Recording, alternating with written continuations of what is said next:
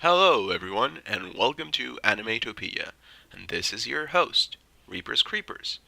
So, this is my very first episode, and I really want to explain a little bit before I start the main deal of the main subjects of this podcast, because that's essentially what it is.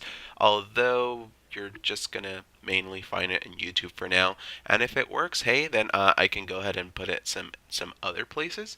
But yeah, let me go ahead and start explaining what is this, why did I create it, and what do I expect from it. So, Animetopeya is a channel that I created to cover most of the subjects that I am interested in. So it's going to be, as the name of the channel says, Animetopeya. Yeah, it's a chunk going to be about anime. Not all of the time. Sometimes I'm just going to talk about things that are related to it. And I'm also going to be talking about video games, illustrations, maybe artists, maybe things that are related with illustrations or graphic design, and also maybe even music. But mainly, it's going to be either anime, video games, or even card games. So that's what it is going to be about. I'm generally going to try to, maybe in the description, maybe in annotations, um, put the things that I'm going to be talking about so you guys can skip to a certain subject if you want to just listen exclusively to a certain part of the podcast that is 100% understandable. So yeah.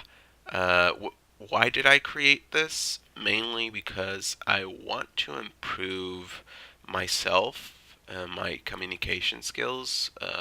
Want to follow a train of thought and try not to derail too much.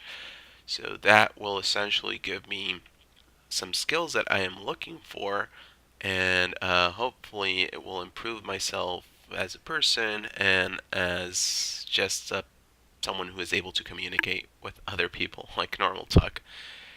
What do I expect from this? Well, I really expect it to help me a bit in furthering myself. Right now, I'm kind of in a tough spot. I need some a way to like blow off steam. Just go ahead and do something, because when I'm working, I don't feel I'm doing anything. I don't feel I'm furthering my opportunities. Um, right now, I feel a little bit in a tough situation, but I mean, everybody gets that, I believe, from time to time. And yeah, this is basically just a way out for now. I also draw. I am a graphic designer. I'm not the greatest artist. I have a very basic style. I started drawing very late in life, but yet here I am, still practicing and still trying my best. And yeah, I have a webcomic if you want to check it out. It's over at Excelerus.com. So that's EGCELERUS.com. I think if I know how to spell that might be correct. Um, yeah, and I do some webcomics there. I kind of stopped it the later part of last year because I've been looking for a new job for quite a bit, but hasn't been so successful so far. And I was like, you know what? I need to start doing things on myself that try to actually help me instead of just working, working, working, and not knowing what's ahead. So yeah, I'm bringing this podcast series, which I hope I'm going to bring at least once a week.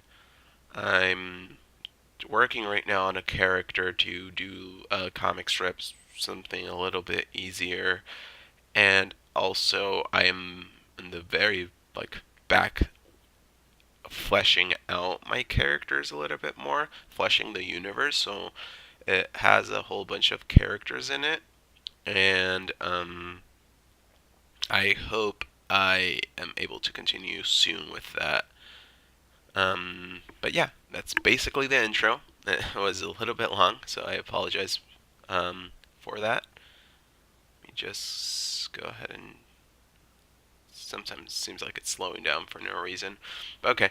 Now, this is going to be in different chunks, and this time, in the very first podcast, there's going to be two parts. It's going to be an anime part, there's going to be a video game part. Um, I think it's going to last around like maybe half an hour or so. Depends on how much feel I got for the things. I have a few topics. I made a list to try and stay as consistent as possible with the thing. Um, so yeah, let's go ahead and start with that. The first topic is going to be Dragon Ball Super. What do I think of it prior the ending? Um, and then I will be talking about Dragon Ball GT and how it compares. And for the final part of anime is going to be another comparison, which is Full Metal Alchemist versus Brotherhood. Okay, so without further ado, let's start. Um, to be honest, Dragon Ball Super, very first two arcs, which was the Beerus arc and the revival after the revival of Frieza arc. Those were horrible. They were super, super badly executed. They did improve some animations and stylizations in the Blu-ray version, but when I started watching it um, through the like a Japanese version, it didn't look good at all. Again, the Blu-ray version did improve some of those animation errors, but not by a whole lot. So the very like two, maybe even three arcs of Super were pretty badly done. The tournament, the first tournament, which was with Beerus and Champa, I really didn't like it a whole lot. It did bring a few good things in that third season, which was, or third arc, sorry, which was the character Hit and maybe Frost. But other than that, yeah, I just didn't like it too much. It started getting good by the arc of Goku Black. So that's when it started picking up. And after that, like quality in animation, still frames, our overall consistency started improving a little bit. Don't get me wrong, like in this very last arc so far, the Tournament of Power, it isn't like the greatest at some points, but even like the lowest ones look a lot better than like when it started. So that is certainly an improvement that I personally welcome, and I hope if Super continues or whatever comes after Super, they keep that consistency in animation and in still frames and again in art style, because again it's a shonen, so it's action. It's not. It doesn't have too much substance with it yet. It's still, because of that simplicity, it still brings a lot of people uh, into watching the show. So I think that you might as well, if you do not have the most complex story, at least what people are looking for is the visuals, and you might as well focus a little bit more on that. So far, the last season or arc, the Tournament of Power, has been okay. Has had some pretty good moments, pretty boring moments as well. The pacing maybe seems it's gonna end up a little bit rushed, and that's having a lot of episodes and focusing on characters that maybe Toei Animation shouldn't have focused on. Um, but yeah, at least for now, it does seem like it was a little bit rushed. The pacing was a little bit off. Maybe I'm wrong. If it changes in the next episode, for the final episode, which is this Saturday as of the recording of this podcast, then I'll go ahead and say, hey, they did a good job. But like last episode, few missed opportunities to at least close it properly. Um, I guess 17. Oh, so this is gonna have spoilers by now. Sorry. So again, spoiler alert. So if you haven't watched Dragon Ball Super by now, you might as well just stop at this point or skip this point. And I'll try to leave notes so I don't spoil it for you. Again, there's not much to spoil because it doesn't have that much story. But hey, if you're super worried about it, then might as well just skip this part. Okay, so now 17 being there out of nowhere kind of threw me off a little bit. Goku not getting eliminated also threw me off a bit. Again, it was in the spoilers, and I know it's Goku. He wins sometimes, he loses sometimes. He's lost a lot of times actually, so losing this time wouldn't matter too much. So I don't know. Like if they brought 17, they might as well just made Goku lose. So if 17 and Frieza beat Jiren, um, at least since 17 was the MVP, he would get the wish and things would return to normal or whatever. But yeah, I don't know. I just got a little bit confused on the penultimate episode on how they decided to do things. Um, yeah, it felt a little bit weird and like a missed opportunity not to kick Goku out. So if in this very final episode Goku gets knocked out or whatever, it just feels like they extended it for no real reason. And if he doesn't, then I don't understand why 17 had to return out of nowhere. I mean, the emotional thing that 17 sacrificed himself for the rest of the team, you kind of lose that emotion where you're like, oh, turns out he was okay after all. So yay! It's not, and in death in Dragon Ball is nothing too much to worry about because you can always revive them, and that's fine. But when you immediately when it turns out he wasn't dead after all, and there might have been hints that he could be alive, but like very, very faint hints in the way of Vegeta not dying for his sacrificial move. But even then, it's still a little bit too odd and out of nowhere for what it seems as of now, for no good reason. So again, if Goku gets knocked out last episode, why didn't you do that this episode? And you would have a much better pacing. If he doesn't get knocked out, why did you even bring 17? Even if he does something important or whatever, you could have easily written it where you can be Jiren with just Goku and Frieza. If Goku doesn't get knocked out. So the only reason that I see that 17 is alive is because Goku's gonna get knocked out in the last episode, and if he doesn't, then again, what was the point? You already have two characters versus one, so why would you need a third one? Like even if Frieza gets knocked out or whatever, it's still like Goku could just finish the job if he's gonna stay.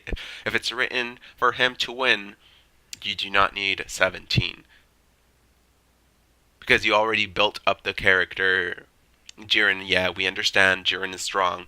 He already fought with Ultra Instinct Goku. That was already done. So he's weak right now, and Goku's still alive. So why not just finish it that way?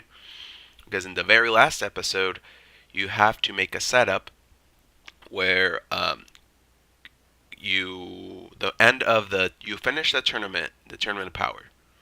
You make the wish, and you set up for whatever's next.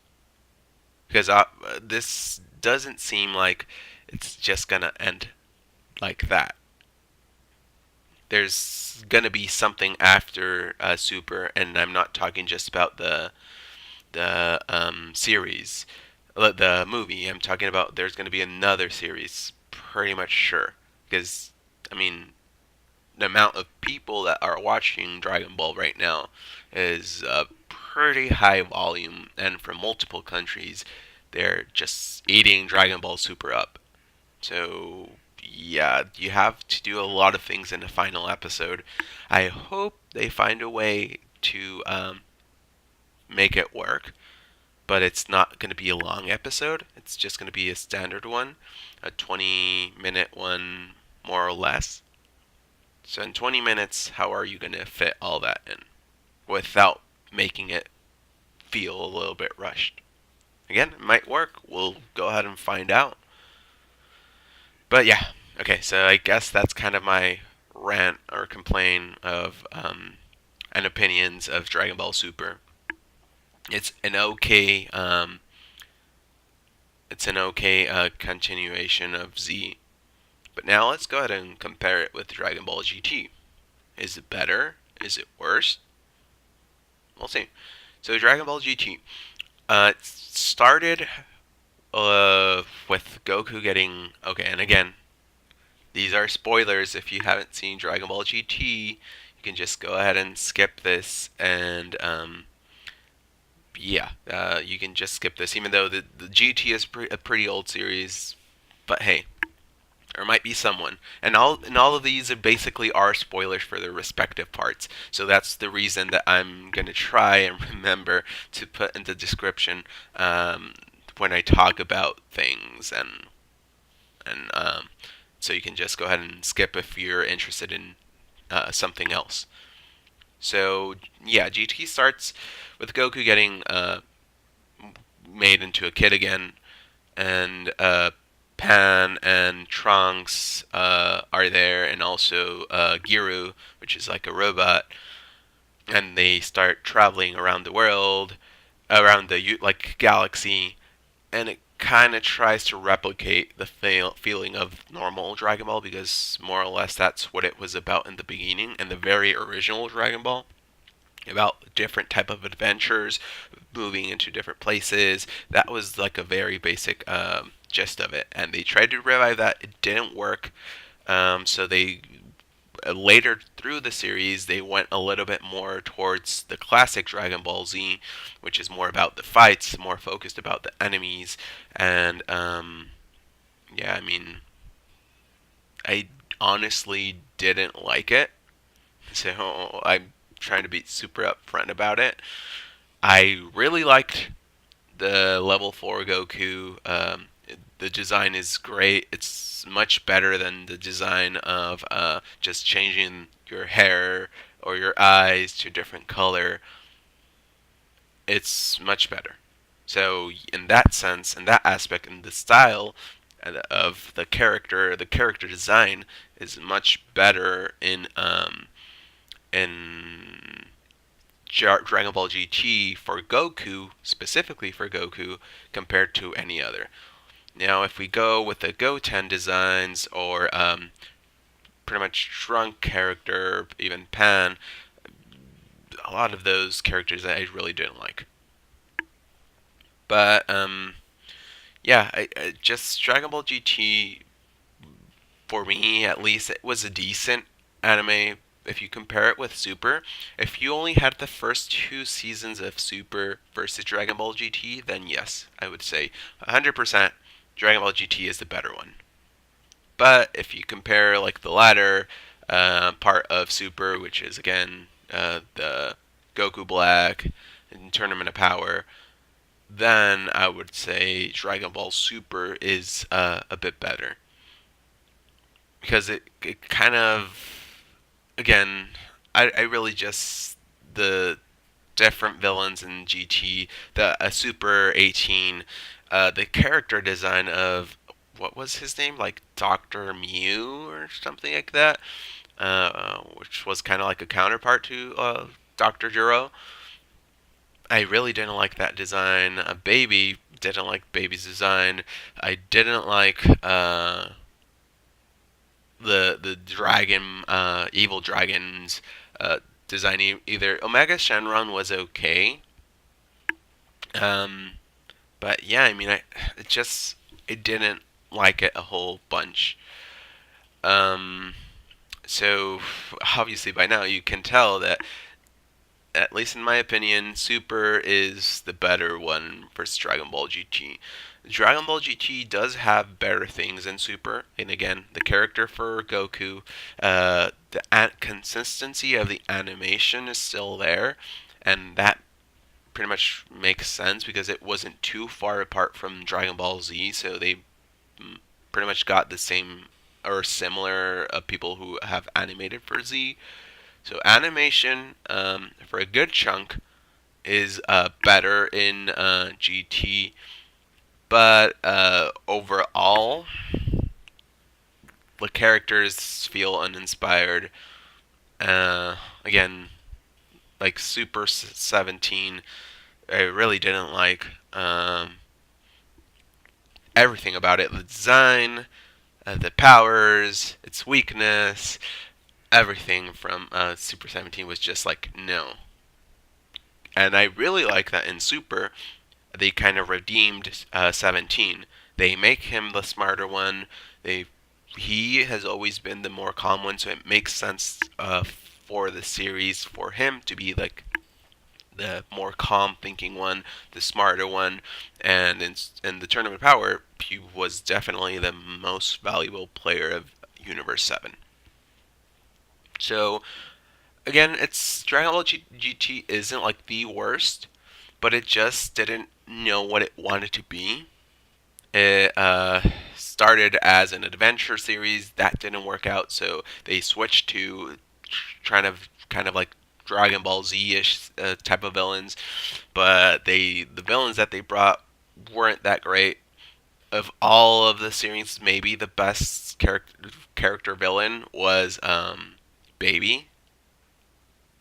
Maybe, but yeah, I mean, I really didn't like it. But yeah, I guess those are my thoughts. A lot of people are gonna like Dragon Ball GT over Super, and I understand that. It's 100% understandable. But I'll at the same time, um, you just have to like kind of compare and contrast. What did you like better of it? Because again, Dragon Ball Super animation was a lot. It was all over the place in different seasons. Um, Story again wasn't the greatest, but again, the story in Dragon Ball GT wasn't the greatest as well. The character design in GT wasn't as great in some characters as well. Again, villain wise, I did not like the designs. I didn't like the redesign of Vegeta. Story wise, there's also inconsistencies, same as Super. So again, they're just shonens. They're not gonna be like super in depth of in characters. They're not gonna super flesh them out. A lot of people don't like that in Super. Goku is like a little bit dumber, but again, Toriyama always wanted him to be like that. And in Dragon Ball Z, he had his moments like that. In Dragon Ball, he had his moments, his dumb moments. And again, if you go to the very how Goku turned good, kind of makes sense, doesn't it? Like they dropped him as a kid, so he was supposed to be evil. They dropped him as a kid, so he pretty much is good because he got hit in the head. So a character like that can't be like the smartest one. And again, if that was the intention of Toriyama, again, it makes sense because that was his origin story. That in the anime or in the U.S. dub or whatever, they made him look more like a hero. That's okay. I watched the Spanish dub, Latin American dub, and in a lot of parts they did make Goku kind of represented him more to what it seems to be like. He wasn't the smartest one. He would make a lot of weird comments, and again, the same OST and all the sound effects were the same ones as the original Dragon Ball Z, or the one from the Japanese one. So yeah, I mean, it kind of makes sense. Um, so yeah, I mean, maybe should have put more character development to Goku, sure, but again, he's not a complicated character. Now they brought that to Vegeta, and they brought that with Trunks a little bit, not too much because again it was more of a kind of war type of thing against Goku. So they shared a little bit of Trunks, but more on Vegeta. He has been developing, and I really like that. Again, they're kind of a little bit kind of close, but at least for me in preference, I go with the super one for sure. Okay, now that I just talking randomly, random stuff about those two topics, I'll go ahead and go with another comparison. Maybe this comparison is going to be a little bit shorter because I'm almost hitting the 30 minute mark. Well, not too close, but like a few minutes away. So let's go ahead. A lot of people like Brotherhood over the original Full Metal Alchemist, and I don't understand it completely. A lot of people say Brotherhood is better because it is based on the manga. So, that, therefore, it's just better, which I disagree on. Again, this is going to be spoiler. We're going to have spoilers maybe. So, just if you want to skip it, go ahead and skip it. And, yeah, so let's go ahead and continue. In the original Full Metal Alchemist, the manga or the manga or however you wish to pronounce it, was not fully completed, so they had to improvise. And in that one, there was a different. There were a few different homunculi, um, but like the main series was a little bit darker compared to Brotherhood. With Brotherhood, what I think is that it kind of mixes too much. They implement too much comedy in Brotherhood. And again, I understand that it is also shonen, and they have to include comedy, but just treating series parts with a lot of comedy as well included out of nowhere. Because at least in the anime, I'm not sure in the manga. I haven't read it, and again, I'm just sorry, I guess. But at least in the anime, there were parts where they were treating a lot of like serious topics, and then just they include like a random wacky face, and that kind of pulls you out of um, the feeling. The ending of Full Metal Alchemist turns out that there's like the real world and the alchemist world. So Edward crosses the gate to the other world, and his brother Alphonse tries to find him, which I believe. I'm trying to remember because I'm going out of just memories right here. It's been quite a bit since I've actually watched Alchemist, the original Alchemist, and Brotherhood. I think I watched a few like 5 6 months ago, so it's been a little bit as well.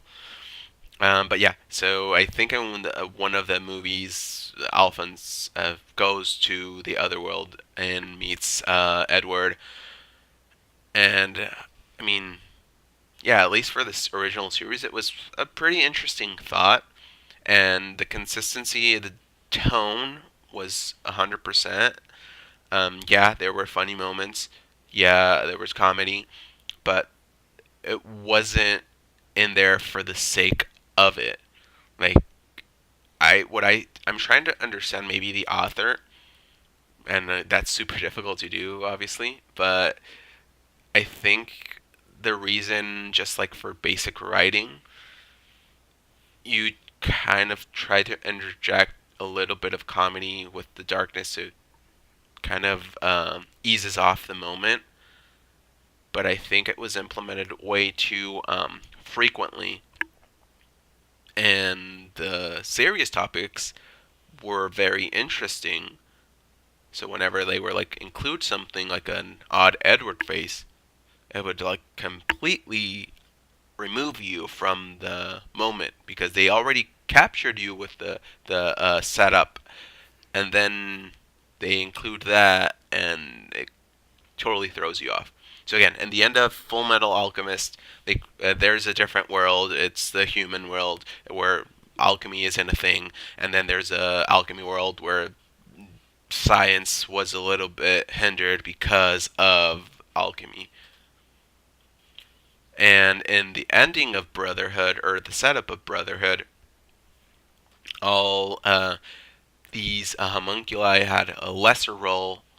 Um, yeah, I mean, just the ending of it, where Father, which is the thing in the jar, which I forget its actual name, but it's just the thing in the jar, was talking to Hohenheim since and tricked Hohenheim years and years ago, and then he gets defeated by Edward and is sent to the other world, or to whatever the god thing is world, and he is shown his mistakes and gets back to behind the door.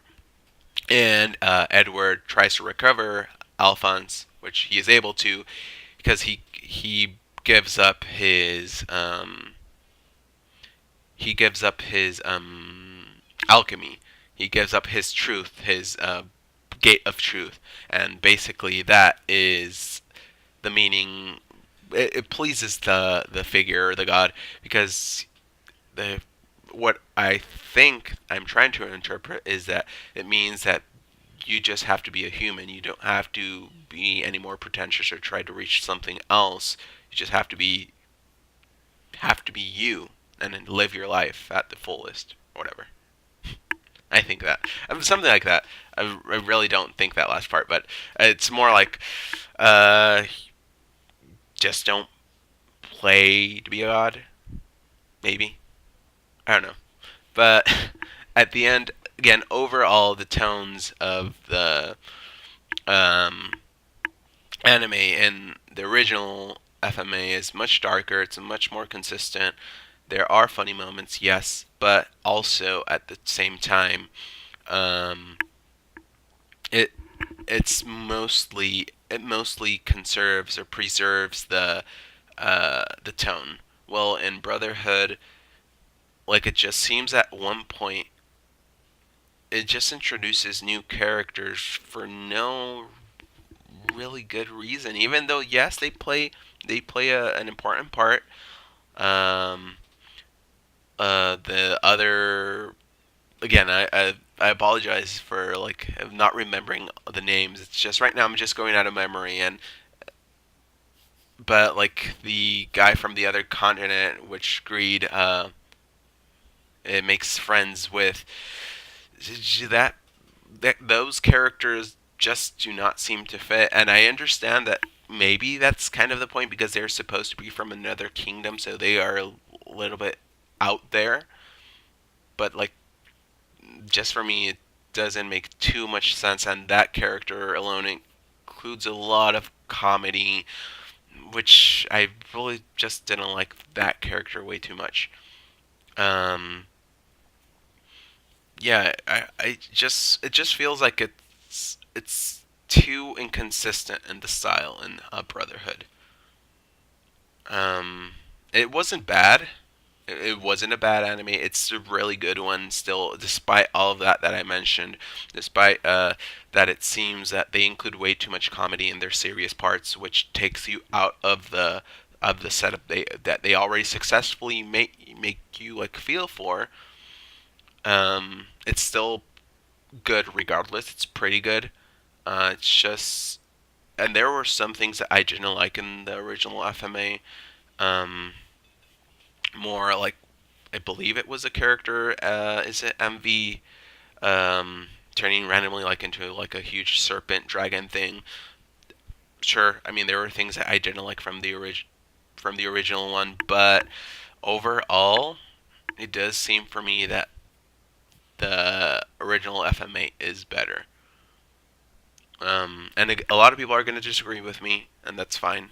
Uh, but again, just when you present two products and the first one is so serious and the second one is a little bit serious slash a lot of comedy intertwined, then it, for someone who saw the first one, it would be like, okay, this doesn't make too much sense. But maybe for the ones who saw the manga first, or the manga, um, and they saw the original FMA anime, they're like, this doesn't make sense for me because I'm already accustomed to what Brotherhood presented to me, or to the manga presented to me, and Brotherhood is executing it better. But I mean, I guess that does make sense. It's a little bit of a bias that what is introduced for you first that you do like better. Like again, I was introduced first to the anime, to the first anime, so it just seems that for me it's better. Not in all senses. Again, animation is quite good in Brotherhood. I really like the animation. I really like a lot of parts of Brotherhood. It's just that if it didn't include too much comedy, I would maybe say like Brotherhood is better 100%. But with all of the just the random comedy moments with the serious moments intertwined, it's that takes a lot out of the series because it just seems like they were very close on achieving something and then they just tear you away from what they were trying to build. And again, it's okay if it's a shonen, it's okay if it has comedy, just not out of nowhere you have a serious moment and then you implement comedy or funny faces or exaggerated faces, which again, maybe that was not the intention to make it so comedic, but the way they animated it or the way they were drawn, that's how it seems to me. So yeah, for me, I like a little bit the original FMA. Brotherhood isn't bad at all. It's pretty good. They are both very near each other, at least in like my rating. But FMA original is the first one is better than Brotherhood, which is a complete adaptation from the manga, from what I understand. And I maybe uh, later on will revisit this when I actually watch them side by side. But for the meanwhile, that's my opinion. Okay, and now I'm going to the video game part, which I'm gonna try not to make too long. But yeah, it's gonna be about the Switch a year after, how it looks, what's going on with that. Why did it succeed? What was I expecting from it, and so on and so forth. So before the Switch came, I really thought it would not succeed. That it would not be too popular. A lot of the specs, like it had 32 gigabytes of internal memory, which is not good. The rewards for the online were not good at all. That you could rent kind of a game once when you had your subscription doesn't seem great. Um, what else? That no rewards program was like the current rewards program didn't seem so great,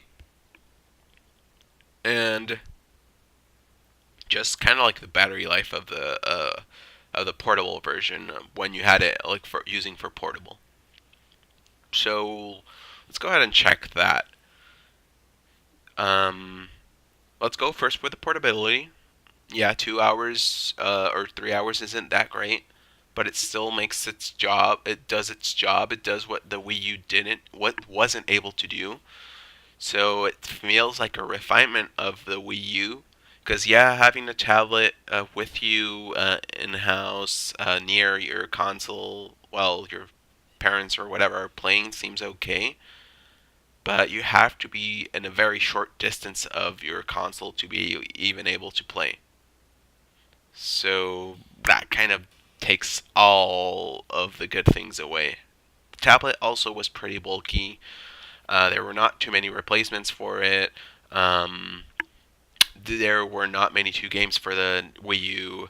Um, and they did have some good games. I have a Wii U. I felt very disappointed, and that was pretty much the reason why I was so negative for whatever the Switch would bring to the table. Which, well, thankfully I was wrong because I am a Nintendo fan, but at the same time I want it to improve, so I like to criticize it when I see that something is being done wrong. So at least, again, portability, I was wrong in that. There are other ways to recharge your Switch. There are portable batteries. There, the car charger. So it really doesn't matter too much. And for the amount that you're gonna play when you're out, I think it's an okay portability issue. The storage issue hasn't been too much of an issue yet, at least for me, because I don't download games.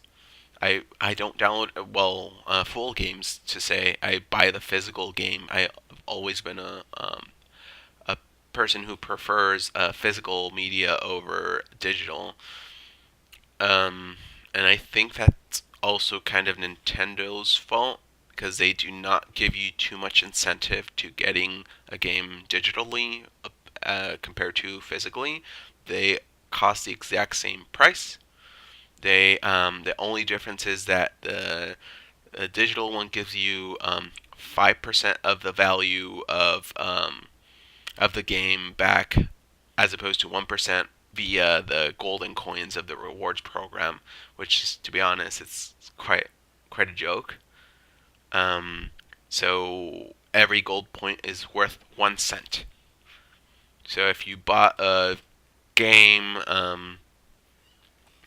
pretty much you're gonna be getting like 60 or something, or no, like 20 or something like that gold coins, which is 20 cents. So yeah, you have to get a whole bunch of games just to be able to buy a full retail price game, and they don't actually even let you do that because most of the games only let you use up to 300 points in discounts. So you can get maximum of $3 off for a game. So yeah, I think that Nintendo should really focus on improving that. Should really focus on trying to improve all of that of their reward system and to incentivize if they really wanted the people to start downloading games, they would give them something better. But at the same time, I'm not sure if that's what Nintendo wants, even though that's kind of what they're trying to show, because their console is still 32 gigabytes. And yes, you can get additional memory for your Switch, but what are you gonna buy? 128 gigs, which is still less than what the others offer. And anything beyond 128 is going to be pretty expensive. If you try to get 256, that's going to be at the very minimum like $100. So you're pretty sure the 256 is even more than 100. But yeah, it's still 256 is very far from a terabyte that most consoles have nowadays. So yeah, I mean that is still going to be a concern. Not too much right now, again, because most people are getting their games in physical media because Nintendo isn't incentivizing anything for people to get it in digital. So I guess that's good for Nintendo, but at the same time, it's not good for consumers. Because then why even have the rewards program? If before you were able to get physical stuff, so if you got maybe a sticker, you got a shirt or an exclusive poster or whatever, then hey, you got something for it. Because being loyal to Nintendo and buying all those games got you something. But now you cannot get anything other than a dollar discount, $2 discount, maximum $3 discount. So it's like, what's the point? Um, but yeah, so it did again. It succeeded because a lot of its main issues they pushed back a little bit. A lot of people were worried about the Nintendo Virtual Console. That thing has not arrived yet, so they pushed that back. The online features and that they were gonna charge you for it, they pushed that back. Um, Getting digital over physical media, they gave so bad rewards on digital that a lot of people are not too focused on it, so they're just getting um, physical media, so they don't have to worry too much about downloading games. But it's still an issue. So pretty much what Nintendo did was all of the things that they noticed that were not too popular amongst critics or fans in general. They just decided to push back a little bit, and the problems are still there. But I mean, at this point, Nintendo already has a lot of people in their fan base, and they have a lot of good games, a lot of first-party good games, and they're getting ports from other. They're getting third-party support, so that's pretty good. But at the end of the day, it still has a few issues that I really hope they kind of fix. Last time I heard about the online program, they changed it to say that now you can download one permanent game per month. And again, that's a lot better than just being able to rent a game, and that's about it. And then you have to be renting a game per month. Doesn't sound like a great deal, but if you download it, hey, even though it's a Super Nintendo or a normal Nintendo game, it's still something. It's at least a little bit better. So I hope that when they release it, at least that's one of their incentives for paying for their online thing. Because so far, online has been great. There's been a lot of issues with it. It's still a little bit behind compared to other consoles or even the PC. You cannot do the most basic things, which are chat with people, or even text people, even make parties with people and play with them. Easy ways to invite them and play with them. There's no such thing. So I really hope they improve in that section. Right now, I'm not too focused on multiplayer games, so I really don't mind that much. But still, like for other people, I think that it would be a nice addition. And let's see what else. For we already checked the problems. Um, I guess for now that's pretty much it. We're hitting the almost 50 minute mark. So yeah, I mean it's ending a little bit abruptly. Again, it's my first episode, and I apologize. I hopefully will improve in this in the long run, and just need to make this consistent. If you have any criticism, just go ahead and leave it here. I know that there are a lot of improvements, a lot of room for improvements. So yeah, I'll just go ahead and upload this regardless. It's more of a practice to me. So if there's nobody watching this, then that's fine. At the end of the day, I just need to try to be coherent with what I'm trying to say. And in this first part, I think I just went a little bit off trails here and there, but yeah, that's what this is for. So thank you for watching, and if you liked it, leave a like, leave a comment, subscribe, and I'll be watching guys soon. See ya.